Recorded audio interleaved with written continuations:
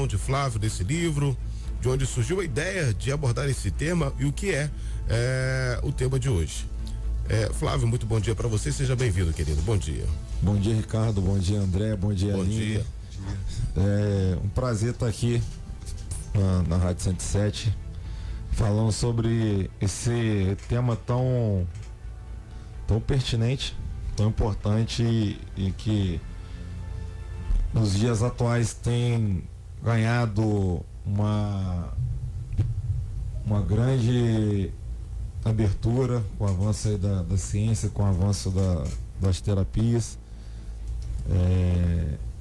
Então hoje a gente vai estar falando um pouquinho sobre o livro, um pouquinho sobre a psicomotricidade, que é uma ciência e uma intervenção terapêutica que é tão importante na vida de crianças, tanto com autismo quanto na vida de pessoas que não possuem nenhum tipo de transtorno. Com certeza. Flávio, e de forma sucinta, qual foi a sua participação no livro Autismo, quando o diagnóstico chega? Conta pra gente. O livro ele está na segunda edição, ele está no volume 2. Na verdade eu iria participar do volume 1, só que por conta de agenda profissional, eu faço faculdade de fisioterapia também, então juntou a questão da parte de trabalho com a faculdade, eu não consegui concluir a tempo minha participação no primeiro livro. Então eu vim fazer parte do segundo volume, onde eu abordo a psicomotricidade enquanto terapia de intervenção quando esse diagnóstico chega, e também falando um pouco sobre como, apesar do atraso motor não ser um dos parâmetros para o diagnóstico do autismo, tem uma série de parâmetros para poder fechar um diagnóstico da pessoa autista. Essa questão do atraso motor ela não é um dos parâmetros, mas apesar disso, segundo a pesquisa americana, 83% das pessoas com autismo apresentam defasagens psicomotoras, defasagens motoras. Então, por ser a minha área de atuação, eu achei interessante estar abordando esse tema, e junto com outros autores a gente fez um livro aí muito, muito bacana. Bacana. E aí, que traz aí de conteúdo esse livro, o Flávio? O livro, ele traz uma visão sobre o autismo, e principalmente quando chega esse diagnóstico, porque o momento, eu costumo dizer que o diagnóstico ele não é um ponto final, ele é um ponto de partida. Porque até a criança ter o diagnóstico do autismo, muitas hipóteses são levantadas, fica aquela dúvida, e você acaba não tendo muito para onde ir, você não tem um norte. Então, a partir do momento que chega esse diagnóstico, quando é fechado esse diagnóstico, você tem um ponto de partida ali, você vai ter um norte, você sabe que a criança tem o autismo, seja ele no grau 1, no grau 2, no grau 3, esses graus de autismo é o que? É o nível de suporte que essa criança vai necessitar, se é nível 1, se é nível 2, se é nível 3. E esse livro ele vem justamente para trazer, a partir da visão de diferentes profissionais de diferentes áreas, perspectivas sobre a intervenção nos casos do autismo. Então, esse livro ele traz a fala de psicólogos, psicopedagogos, nutricionistas, no meu caso, psicomotricistas, advogados, porque também é uma questão que a criança autista ela depende desse aparato jurídico, porque tem questão de tem pais que têm condições de bancar um tratamento, porém tem famílias que não têm essa condição de estar arcando com esses custos. E em maioria das vezes o que a gente acaba vendo, dependendo do nível de suporte dessa criança, é que um dos familiares tem que abdicar da sua vida. Então, geralmente a mãe da criança autista é o que eu vejo mais assim no ambiente clínico, muitas das vezes abdica da sua carreira profissional, da sua vida pessoal, para poder estar levando essa criança às terapias, que são muitas durante a semana. Então esse livro ele traz muito essa visão de quando chega esse diagnóstico, que é um momento de luto.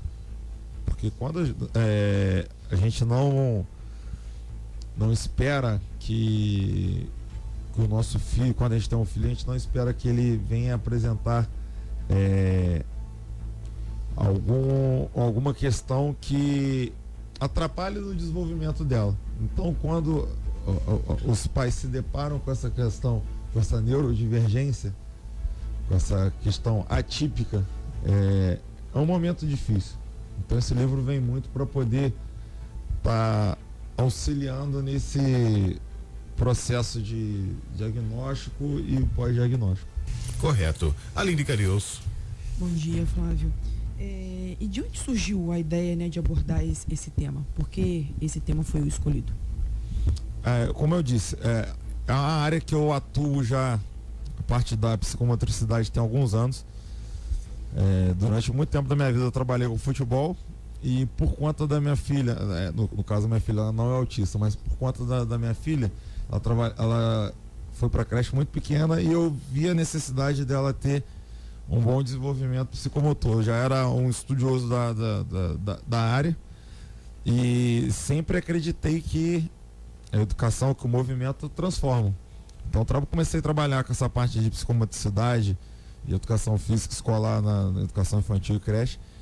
E a partir daí eu comecei a ter um olhar mais clínico para essas crianças que eu tinha o atendimento. Então eu comecei a buscar o estudo sobre essas questões de neurodivergência, autismo, TDAH, a questão de crianças com paralisia cerebral, com síndrome de Down. Então eu comecei a ter um olhar mais voltado para essa parte de crianças com deficiência. E por trabalhar com isso diariamente, eu vi a necessidade de falar um pouco sobre. Então teve essa oportunidade do livro, que foi um coletivo de autores, que eu recebi o convite para poder estar participando e falando sobre essa parte da psicomotricidade e da importância dela, tanto para você, apesar de não ser um dos parâmetros, mas como ela pode ser um alerta para que esse pai busque uma avaliação para poder talvez chegar no diagnóstico e como ela interfere no processo de desenvolvimento da criança autista. André. Bom dia, Flávio, bem-vindo aqui no programa. E uma curiosidade, né, que todos nós temos: o que é a psicomotricidade? Essa daí é clássica. Geralmente quando os pais recebem o diagnóstico e vêm buscar esse profissional, eles chegam com essa dúvida: o que é psicomotricidade? A psicomotricidade, na verdade, ela é uma ciência até bastante antiga. Ela vem lá de 1842, se eu não me engano. Ela surgiu na França.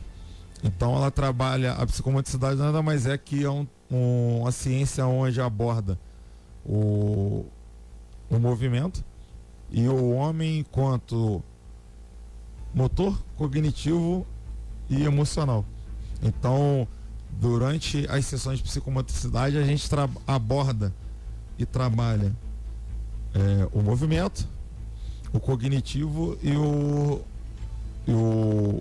socioemocional. A gente não separa o homem em partes, mas trabalha ele num todo.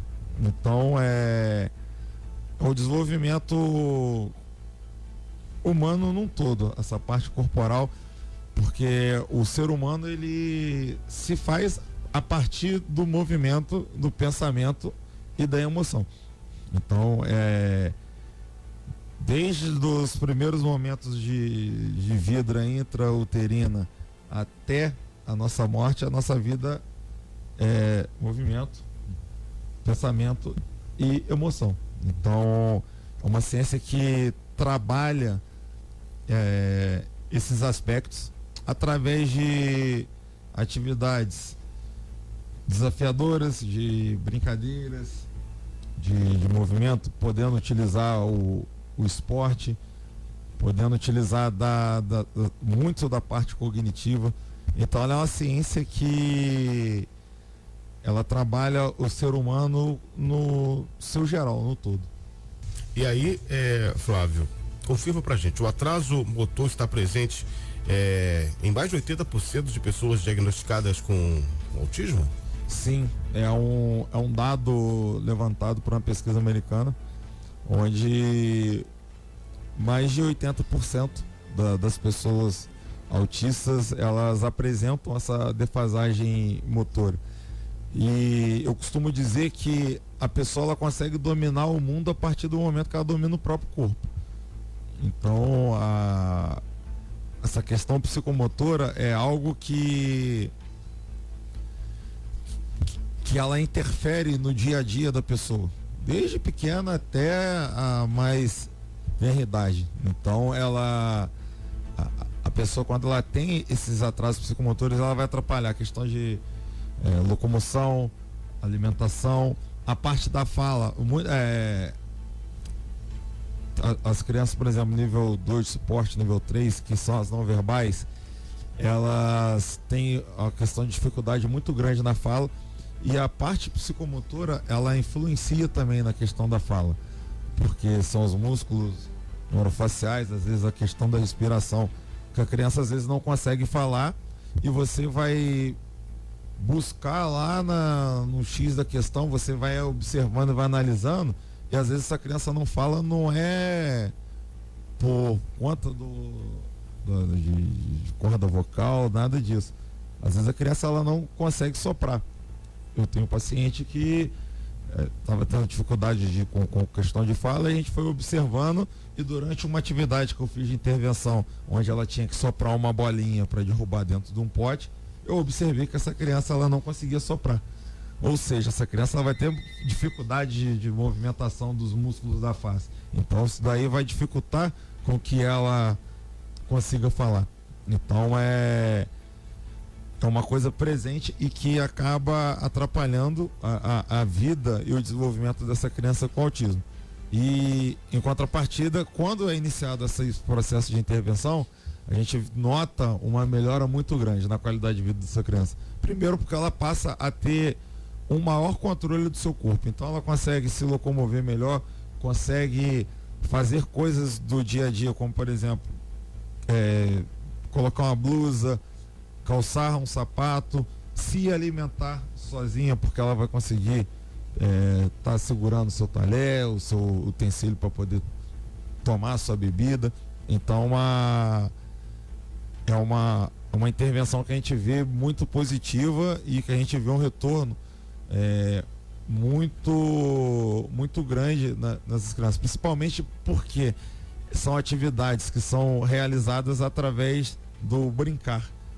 Então é algo lúdico, onde a criança acaba tendo uma maior interação, possibilita uma socialização dessa criança, possibilita que através dessas atividades ela consiga expressar as suas emoções. Então a gente consegue contribuir com outros profissionais, igual por exemplo com o psicólogo, porque através da brincadeira a gente consegue perceber se essa criança se frustra muito, se essa criança se ela consegue ter uma resiliência maior.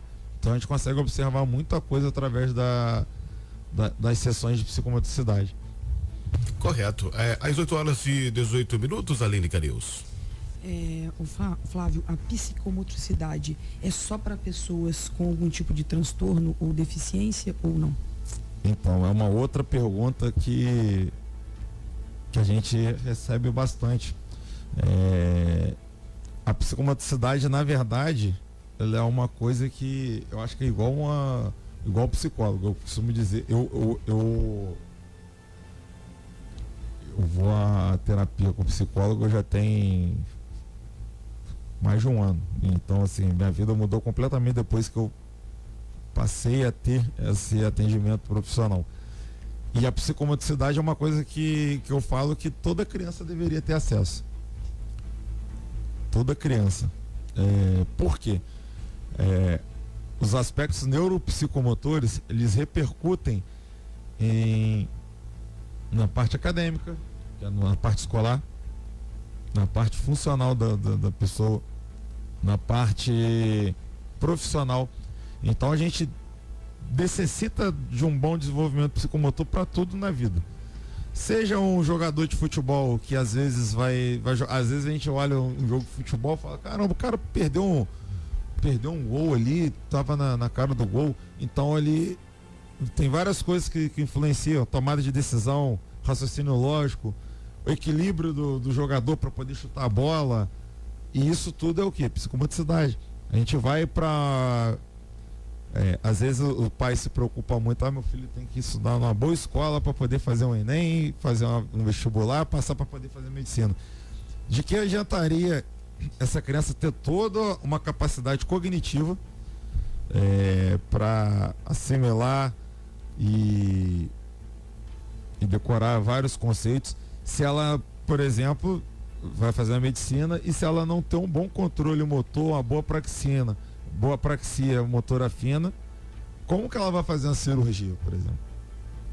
Um cirurgião necessita de ter uma boa motricidade fina para poder fazer uma cirurgia, o dentista para poder operar ali os instrumentos de trabalho, um mecânico, um jornalista, por exemplo, para poder conseguir se articular, transmitir a emoção. Um apresentador, através do seu corpo, tá transmitindo a emoção. Então a psicomotricidade, ela tá presente em toda a nossa vida, desde ações mais simples como se vestir, calçar um sapato. Hoje mais de 50% das crianças não sabem amarrar um cadarço. É uma coisa alarmante. Hoje nós estamos vivendo uma era onde as pessoas são alfabetizadas digitalmente antes de serem alfabetizadas funcionalmente. Então a gente tem uma geração aí que não consegue resolver determinados problemas, porque a gente tem o computador, tem um celular que resolve tudo. Então questões do dia a dia, elas são... Não é que a psicomotricidade sozinha vai resolver todos os problemas, não.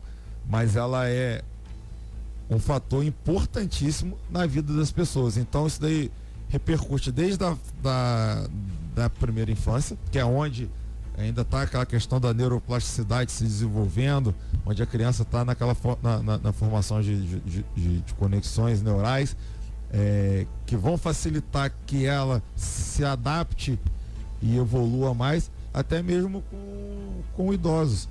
Imagine você lá na fase idosa, igual eu tive pacientes com Parkinson, Alzheimer. Então, e quando essa pessoa sofria intervenção psicomotora, que trabalhava o motor, o cognitivo e o afetivo, emocional aí, essa pessoa ela tinha um desenvolvimento melhor. Então é inegável, você pode pegar uma criança que ela tenha uma intervenção psicomotora na infância e uma criança que não tem, a diferença é muito grande. A diferença é muito grande. A gente pega, eu atendo crianças de 10 meses de idade. Não porque a criança tenha algum transtorno, alguma neurodivergência, porque o pai entende que é necessário que ela tenha esse bom desenvolvimento. Antigamente nós tínhamos a formação de família diferente de hoje em dia. Tinha sempre um da família que tinha um acesso maior com a criança, que às vezes ficava em casa. Antigamente nós tínhamos parquinhos, campos de futebol, ruas que as crianças conseguiam brincar. Hoje a gente passa na rua, a gente não vê criança jogando uma queimada. A gente não vê no colégio as meninas pulando um elástico, não vê um menino jogando uma bolinha de gude, não vê soltando pipa, você ainda vê, mas você não vê jogando um peão. Então são coisas que você trabalha, questão de óculo manual, parte visomotora, você trabalha a parte funcional, a parte da autonomia da criança, parte de resolução de problemas. Você quer ver uma coisa? Coloquem crianças para poder brincar. Elas mesmas vão criar as regras, elas vão reinventar o jogo. O futebol, ele existe o jogo formal do futebol, 11 contra 11, e é só as regras. Se você for nas periferias, principalmente, você vai ver que o jogo de futebol ele vai ser representado de diferentes formas, diferentes maneiras. Vai ter 1 contra 1, 2 contra 2, 3 contra 3, golzinho dentro da área, linha de passe, porque são transformações que as crianças fazem a partir da brincadeira. E isso tudo é psicomotricidade. Isso tudo é o desenvolvimento motor. O faz de conta, a criança, quando ela vai lá e pega a panelinha para poder brincar, que ela pega aquele pouquinho grãozinho de arroz e transfere de um pote para o outro e pega, isso tudo ela está se preparando para a vida. Quando ela tira e coloca a roupa da boneca, nada mais é que uma preparação para a vida. A gente não tem que se vestir, a gente não tem que se alimentar, a gente não tem que usar um talher. Quando ela faz de conta que ela é um mecânico, quando ela faz de conta que ela é um bombeiro, isso tudo vai repercutir lá na vida adulta. Então, a psicomotricidade, ela é essencial tanto para pessoas com deficiência quanto para pessoas que não tem nada. Porque às vezes a pessoa não tem, igual por exemplo, eu fui diagnosticado com autismo com 35 anos. Eu nunca apresentei questões motoras, defasagem motora. Porém, eu tinha uma série de outras questões no dia a dia que me atrapalhavam. Principalmente questões sociais, de interação social. E graças a habilidades motoras que eu tinha, eu era incluído.